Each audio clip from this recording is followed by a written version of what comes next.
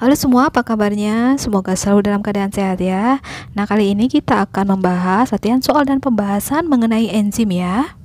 Nah, soal pertama, pernyataan di bawah ini yang bukan sifat enzim adalah A. Bekerja reversibel, B. Mengubah substrat khusus, C. Sangat aktif bekerja pada suhu tinggi, D. Tahan suhu rendah, atau E. Jika enzim berbeda, hasil akhirnya akan berbeda. Nah, enzim itu bekerja reversibel ya adik-adik. Jadi A adalah ciri enzim karena enzim dapat bekerja bolak-balik dan dia dapat melakukan reaksi dua arah. Jadi misalnya nih ya substrat menjadi produk atau nanti produk menjadi substrat. Nah, kalau yang B bagaimana? Mengubah substrat khusus itu benar. Satu enzim, satu substrat. Jadi enzim lipase misalnya mengubah lemak nanti menjadi asam lemak dan gliserol. Nah, kalau kita lihat yang C, sangat aktif bekerja pada suhu tinggi. Nah, ini tidak benar ya adik-adik ya, karena pada suhu tinggi, enzim ini akan rusak, mengalami denaturasi karena enzim adalah protein ya. Jadi pada umumnya protein sehingga pada suhu tinggi enzim akan rusak. Nah, tahan terhadap suhu rendah itu benar. Jadi enzim tidak akan rusak tapi tidak aktif kalau untuk yang D ya, mengalami koagulasi. Nah, bagaimana dengan yang E? Jika enzim berbeda, hasil akhirnya juga berbeda. Nah, itu memang adalah sifat enzim ya. Jadi yang jawabannya untuk soal ini berarti adalah yang C, sangat aktif bekerja pada suhu tinggi. Nah, soal berikutnya, pada metabolisme, enzim mempercepat reaksi tetapi tidak ikut bereaksi sehingga disebut A. regulator, B. inhibitor, C. katalisator, D. transmitor, atau E. oksidator. Nah, ini soal yang gampang adik-adik ya. Sudah pasti jawabannya adalah katalisator ya adik-adik ya. Karena enzim akan mempercepat reaksi, tidak ikut bereaksi. Dia mempercepat reaksi karena akan menurunkan energi aktivasi ya adik-adik. Nah, sekarang soal ketiga. Sejenis enzim yang bahan bakunya dari vitamin B kompleks disebut A. apoenzim, B. koenzim, C. saproenzim, D. kofaktor, E. prostetik. Nah, di sini kita lihat dulu struktur enzim. Enzim itu tersusun dari bagian yang disebut protein, disebut juga apoenzim adik-adik ya. Di sana bagian enzim yang aktif karena memiliki sisi aktif enzim. Nah, kemudian ada bagian non protein yang disebut juga dengan gugus prostetik.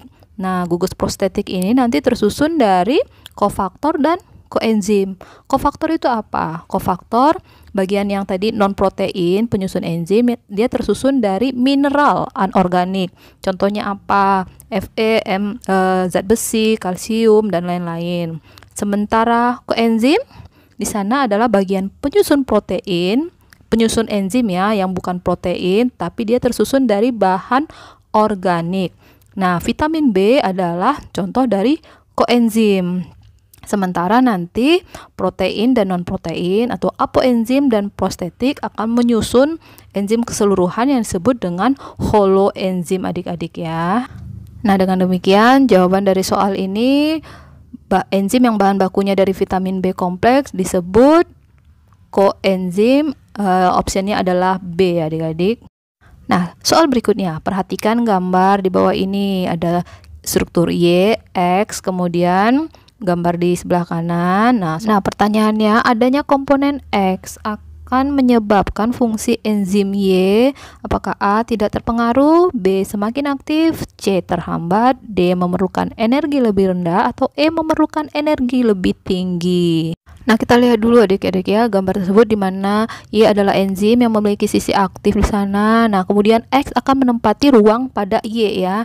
Namun bentuknya kan tidak sama dengan sisi aktif Y sehingga apa yang terjadi? Tidak akan ada terjadi apapun ya, tidak akan ada pengaruh apapun terhadap enzim. Nah, seperti kita tahu pada teori gembok dan kunci di mana substrat sebagai kunci akan masuk ke sisi aktif enzim yang berperan sebagai gembok.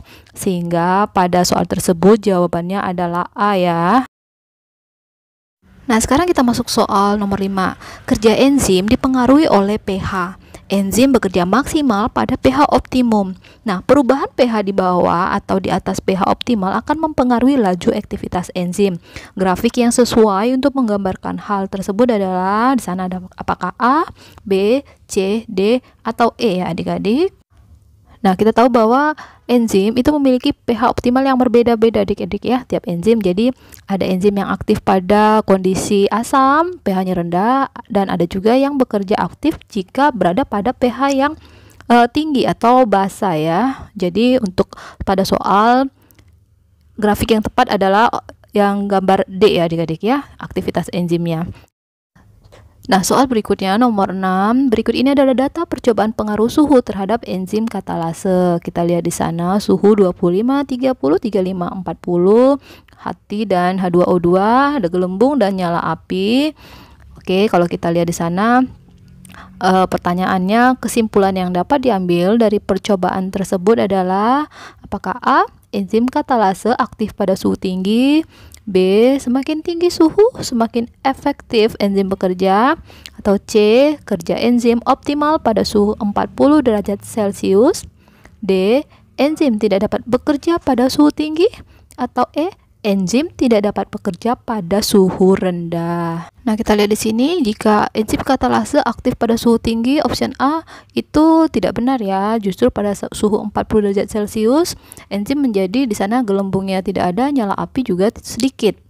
Tidak ada ya. Kemudian jika B semakin tinggi suhu, semakin itu juga tidak benar ya. Karena semakin tinggi 40 malah semakin tidak ada gelembung dan nyala apinya. Nah, yang C, kerja enzim optimal pada suhu 40 juga tidak. D, enzim tidak dapat bekerja pada suhu tinggi. Nah, itu benar ya adik-adik ya. Sementara yang E, enzim tidak dapat bekerja pada suhu rendah juga kurang benar. Nah, jadi jawabannya adalah D, enzim tidak dapat bekerja pada suhu tinggi. Nah, soal berikutnya, soal terakhir adalah di sini grafik berikut menunjukkan hubungan antara suhu dengan aktivitas enzim. Kesimpulan berdasarkan grafik tentang enzim tersebut adalah apakah A hanya bekerja pada suhu 40 derajat Celcius, atau B bekerja optimum pada suhu 40 derajat Celcius, atau C mulai bekerja pada suhu 0 derajat Celcius, atau D berhenti pada suhu 60 derajat Celcius, atau E bekerja optimum pada suhu 30 derajat Celcius sampai 50 derajat Celcius. Nah, kita lihat di sini awalnya semakin tinggi semakin maksimal, namun pada 40 itu yang optimal, kemudian mulai menurun setelah melewati 40 derajat Celcius. Jadi kesimpulannya adalah jadi hanya bekerja pada suhu 40 derajat Celcius itu tidak benar. Bekerja optimum pada suhu 40 derajat Celcius, yaitu jawabannya adik-adik ya. Mulai bekerja, yang C juga bukan. Berhenti pada suhu 60, bekerja optimum pada 30 sampai 50 derajat itu juga kurang benar. Oke, sekarang ini soal terakhir ya, bukan yang tadi. Nah, soalnya perhatikan gambar struktur enzim berikut. Ada nomor 2, 3, 4, 5, 6, dan 7. Nah, pertanyaannya yang ditunjukkan oleh nomor 3, 4, dan 5 adalah apakah apoenzim, kompleks enzim, substrat, holoenzim, atau B koenzim, holoenzim, apoenzim, atau C apoenzim, holoenzim, kompleks enzim, substrat, atau 3 adalah holoenzim, 4 kompleks enzim substrat, dan 5 adalah apoenzim, atau bagian yang E, 3 itu koenzim, 4 itu apoenzim, dan 5 itu adalah kompleks enzim substrat. Nah, kita lihat dulu adik-adik bahwa bagian enzim kan ada yang bagian disebut dengan substrat, itu nomor 2. Nomor 3 itu adalah enzim yang memiliki sisi aktif sehingga disebut juga dengan apoenzim. Nah, kalau kita lihat apoenzim ada di bagian C. Oke, tapi kita lihat lagi nomor 4. 4 itu adalah bagian yang disebut dengan holoenzim. Mengapa? Karena dia mengandung protein dan tadi non protein.